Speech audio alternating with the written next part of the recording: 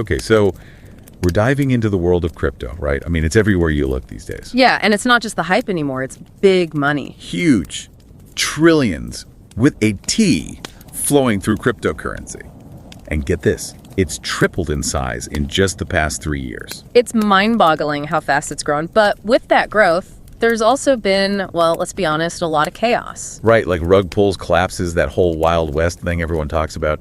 Makes you wonder, can this even be regulated? Especially since that massive growth, it's totally outpaced any kind of regulation, which is what makes this deep dive so interesting, I think. For sure. We're looking at a study called Informational Efficiency of Cryptocurrency Markets, and it gets right to the heart of things. Like, how can you actually tell if a project is legit? Because in a perfect world, right, the price of something should reflect all the information we have about it. Exactly. So if a crypto project is shady or the tech behind it is flawed, that should be baked into the price.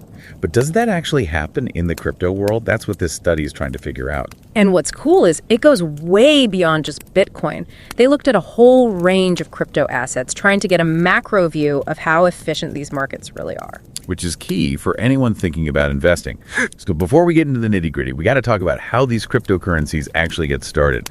I'm talking about all those acronyms you see everywhere, ICOs, IEOs, IDOs. It's enough to make your head spin. It's like alphabet soup. But understanding these fundraising models is essential to understanding the whole landscape. Totally. So what are they all about? Let's break it down. What's an ICO? ICO, initial coin offering. Imagine Kickstarter, but instead of getting like a cool product or early access, you're getting tokens. Tokens that could give you voting rights in the project or potentially, go through the roof in value. It's like getting in on the ground floor of something, but with much higher stakes. That's a great way to put it. Now, IEOs, those are initial exchange offerings. Yeah. Similar to ICOs, but instead of going solo, these happen on established crypto exchanges. Like a Binance. Right. Or Coinbase, right? Exactly, those big names. And having that exchange involved, well, it can make the project seem more trustworthy. Like someone vouching for them. Right, adding a layer of legitimacy, although that's not always the case, as we've seen. And then you've got IDOs, initial DX offerings. These are all about cutting out the middleman entirely. So even more Wild West than the rest of crypto. No sheriff, no rules. In a way, tokens launch on decentralized exchanges, and the goal is pure, immediate liquidity. But it can be hard to know what you're getting into. That's a perfect segue to this whole issue of regulation, or the lack thereof, in the crypto world. Right. I mean, it's a huge factor. This study actually breaks it down into two types, hard regulation and soft regulation. So hard regulation is the government stepping in, laying down the law, right? Yep. Like the SEC does for stocks. Exactly. They set the rules, you got to follow them or else. Soft regulation is different. Think of it as like self-imposed quality control. So who's doing the regulating in that case? Mostly, it's the crypto exchanges themselves.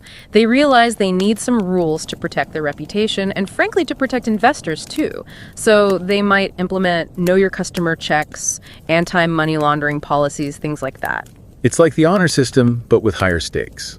But does that really work? Can soft regulation actually replace government oversight?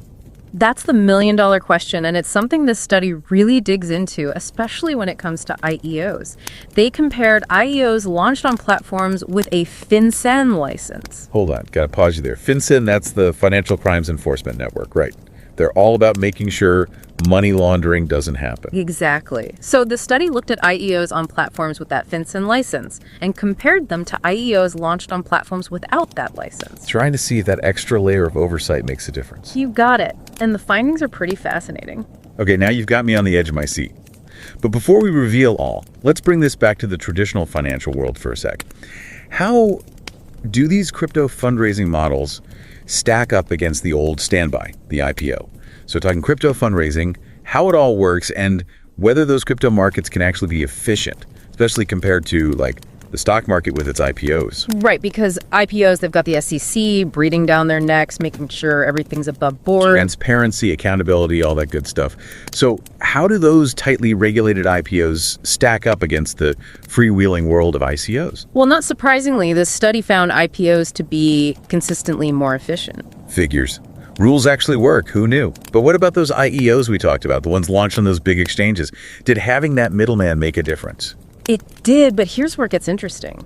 The IEOs that were launched on exchanges regulated by FinCEN, those actually performed on par with IPOs in terms of efficiency. Wow, really? So even though it's crypto, still kind of the Wild West in a lot of ways, that FinCEN regulation seems to make a real difference. It does. It's like a stamp of approval. Investors see that and they're like, okay, maybe this isn't a total free-for-all. There's some grown-up supervision going on here. Makes sense. But what about the IEOs that didn't have that FinCEN oversight? The ones on platforms without that license? Those were actually less efficient than ICOs in the long run? Wait, seriously? You'd think having any kind of middleman, even without the official seal of approval, would at least make things a little bit better. You would, right. But the study found that just having an exchange as a gatekeeper isn't enough. It's that regulatory piece, that FinCEN license, that really moves the needle. It's like that saying, a little bit of knowledge is a dangerous thing. Or in this case, a little bit of oversight isn't enough. Got to go all the way. Exactly. And this actually reminds me of something we're seeing more broadly, even outside of crypto. Smaller companies, they're all about disrupting things, moving fast, but that often means they struggle to keep up with all the regulations. Because the regulations can be so complicated.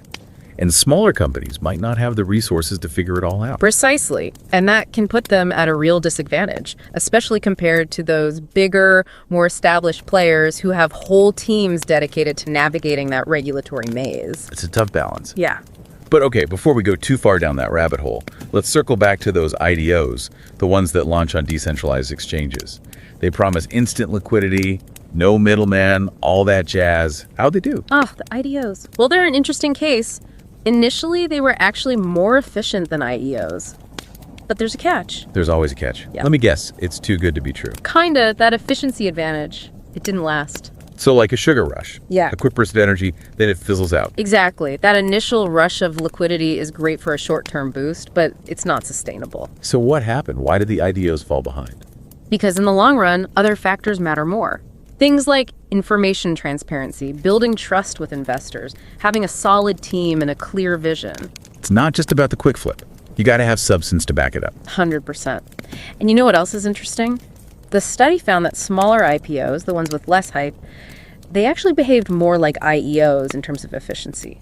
So it's not always a simple equation of bigger company, more efficient market. Nope. Sometimes those smaller companies, even with all the right rules in place, they still have some growing pains. They're still figuring things out, just like some of these crypto projects.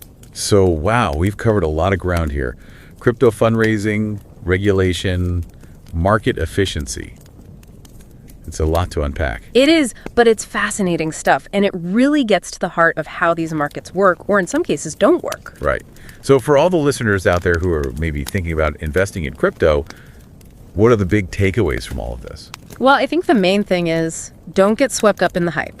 Remember, crypto is still relatively new, and there are a lot of unknowns. It still has that Wild West element to it, for sure. Exactly. So it's crucial to do your due diligence.